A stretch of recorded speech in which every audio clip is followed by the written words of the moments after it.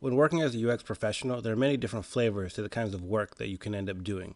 For example, if you're a sole consultant on a new project, you might be responsible for the end-to-end design process, meaning user research, feature definition, interaction design, prototyping, and testing. If you're on a large UX team with many people, you may be responsible for only a piece of that, like doing the user research. For this video, I'll talk about some of my experiences as a UX specialist for my entire organization.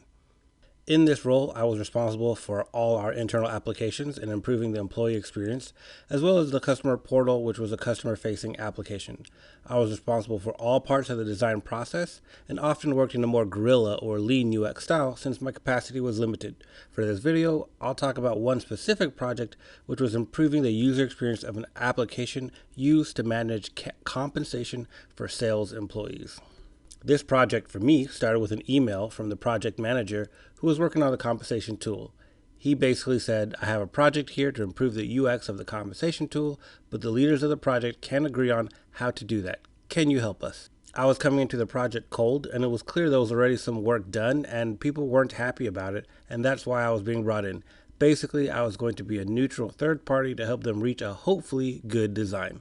This was going to be a limited engagement, so I wasn't going to be able to go through a full design cycle. So I had to decide how I could have maximum and lasting impact before I walked away from them.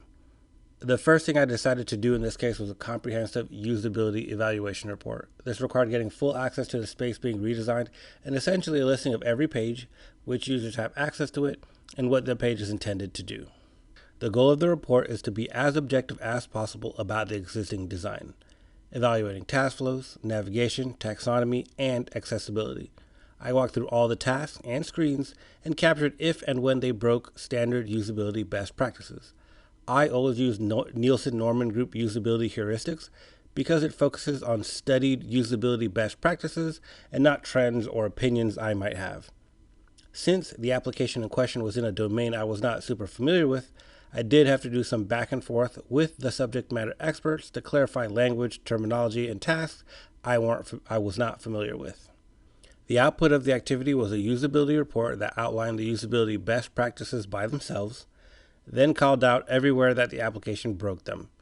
For me, this was critical, first because I wanted my presentation to immediately establish my credibility in that my recommendations are not my opinions, but usability standards.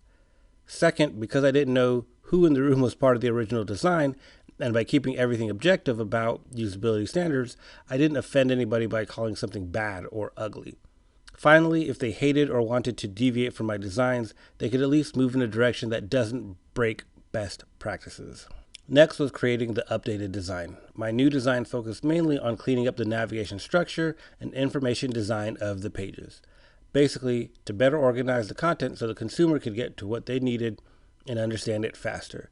For every design choice, I had a clear objective reason for making it. There were certain things I thought were not so pretty about the original design, but saying I changed this to that because mine is prettier or cleaner, again, might offend. So even if that was part of my reasoning, I made sure that I still had clear reasoning tied back to either Nielsen-Norman Group heuristics, accessibility standards, or matching the company branding. I did go over my designs with a few subject matter experts prior to presenting to the larger group to ensure that I didn't go way off base with my design, that I was still within any limitations of the platform, and that I was using appropriate terminology. At the big presentation, I got to meet the larger team. All eyes were on me and the pressure was on. The biggest fear I have in a presentation like this is some director or leader deciding early on they don't like the direction I took, basically derailing my whole presentation right from the beginning. To avoid this, I started by explaining my process to establish my credibility.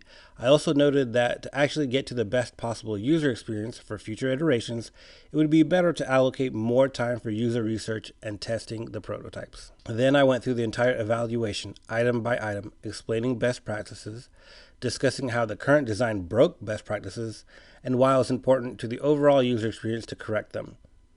This resulted in a lot of head nods and agreements. Next was the prototype itself. Because it was a limited engagement, I went with a high fidelity prototype because colors and styles were already defined. I made it clear that it was a discussion, not a declaration, meaning nothing is final and anything can be changed. After all, the point of a prototype is to learn and adjust accordingly. The walkthrough was mostly positive, and being able to back up all of my design decisions with objective reasoning made it far easier to navigate concerns about my design choices. I ended up learning a few new things with the additional stakeholders in the room that did lead to making some more changes to my prototype, which ultimately led to a clean final design.